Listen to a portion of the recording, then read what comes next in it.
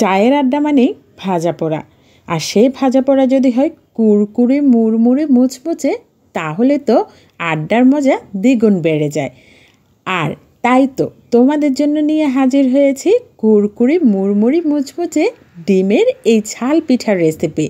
আসসালামু আলাইকুম, সকলকে স্বাগত জানাচ্ছি আজকের ডিমের ঝাল পিঠার রেসিপির আয়োজনে।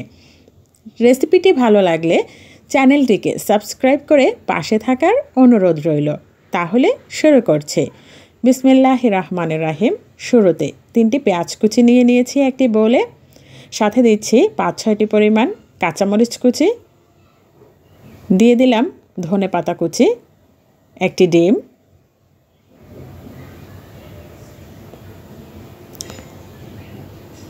দিচ্ছি হাফ চামচ রসুনের পেস্ট, হাফ চামচ আদা পেস্ট, স্বাদ অনুযায়ী লবণ, হাফ চামচ হলুদের গুঁড়ো। এখন ডিমের সাথে সবগুলো মশলা ভালো করে মিশিয়ে নেব। একটু ভালো করে ফেটিয়ে নিচ্ছি যাতে ডিমটা ভালো করে ফেটানো হয় এবং মশলাটাও সুন্দর করে মিশে আসে। আর এই পর্যায়ে এখন দিয়ে দিচ্ছি 1 কাপ পরিমাণ পানি, অর্থাৎ আমি যে বাটিটা নিয়েছি এই বাটি পরিমাণ 1 বাটি পানি দিয়ে দিয়েছি। আর যতটুকু পানি দিয়েছি ঠিক ওই বাটিতে ওই বাটি পরিমাণ দিয়ে দিচ্ছি শুকনো চালের গুঁড়ো। অর্থাৎ এই মেজারমেন্টটা আপনাদেরকে খেয়াল রাখতে হবে, যতটুকু পানি দিব ঠিক ততটুকু পরিমাণ কিন্তু শুকনো চালের গুঁড়ো দিতে হবে। আপনারা যদি পিঠাটা ক্রিস্পি না চেয়ে যদি একটু সফট চান, মানে নরম তুলতুলে পিঠা চান, সেক্ষেত্রে আপনারা কিন্তু চালের গুঁড়োর সাথে ময়দাও অ্যাড করতে পারেন বা আটাও অ্যাড করতে পারেন। তবে আমি যেহেতু ক্রিস্পি বানাতে চাচ্ছি তাই আমি আটা বা ময়দা কিছুই ব্যবহার করলাম না, শুধুমাত্র শুকনো চালের গুঁড়ো দিয়ে পিঠাটা বানাবো। তো খুব ভালো করে ফেটিয়ে নিচ্ছি যাতে করে ভিতরে কোনো লাম্পস বা দলা পাকিয়ে না থাকে। এখন ডোটাকে দেখিয়ে দিব এটার ঘনত্ব ঠিক কী রকম হয়েছে, অর্থাৎ খুব বেশি পাতলাও হবে না আবার গাঢ় তো হবে না। অন্যদিকে চুলায় কড়াই বসিয়ে দিয়েছি, তেলও গরম হয়ে গেছে। এখন চামচের সাহায্যে একটা পিঠা দিয়ে দেখিয়ে দিচ্ছি। চারপাশে ছড়িয়ে ছিটিয়ে এসেছে, কিন্তু এতে চিন্তা করার কিছু নেই, কারণ চারপাশে ছড়িয়ে ছিটিয়ে যাবে। ডোটা যেহেতু একটু পাতলা, কিন্তু ছড়ানো ছিটানো এই ছোট ছোট পিঠাগুলো কিন্তু খেতে বেশ ভালো লাগে। যেহেতু খুব মুচমুচে হয়ে যায়, আপনারা কিন্তু ওই পিঠাগুলো একটু ভাজা হয়ে গেলেই তুলে নিতে পারবেন।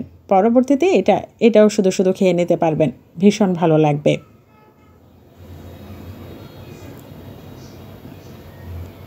পিঠাটা হয়ে যাওয়ার পর তুলে নিচ্ছি।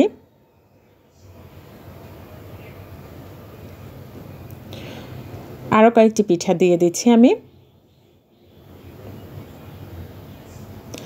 অর্থাৎ 1টি করেও পিঠা দিতে পারেন, 2-3টি করেও দিতে পারেন, আপনার ভাজতে যেভাবে সুবিধা হয় এবং আপনার কড়াই যেরকম থাকে, যেভাবে পিঠা দিলে আপনার জন্য সুবিধা হবে ভাজতে তুলতে, আপনি সেভাবেই কিন্তু পিঠাটা বানাতে পারবেন।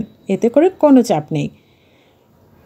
একে একে আমি সবগুলো পিঠা এভাবে বানিয়ে নিচ্ছি। পাশে চা বসিয়ে কিন্তু আপনি এই পিঠাটা বানিয়ে নিতে পারবেন। খুবই স্বল্প সময়ে এই পিঠাটা বানিয়ে ফেলা যায়। চা হতে হতে আপনার পিঠা রেডি হয়ে যাবে। চা এবং পিঠা দুটো একসাথেই আপনি এনজয় করতে পারবেন। সম্পূর্ণ পিঠা ভাজা শেষ হয়ে গেছে, এখন আমি তুলে নিচ্ছি।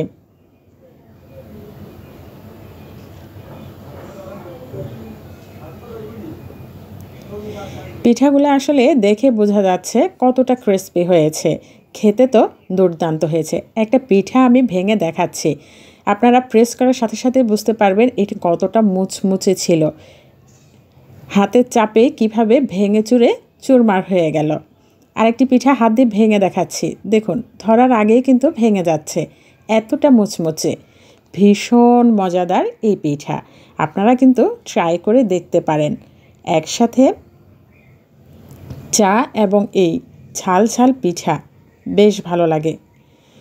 তো আজকের জন্য তাহলে এই পর্যন্তই। আশা করছি খুব সহজভাবে রেসিপিটি আপনাদের মাঝে তুলে ধরতে পেরেছি এবং আপনাদের ভালো লেগেছে। রেসিপিটি শেয়ার করবেন। আল্লাহ হাফেজ।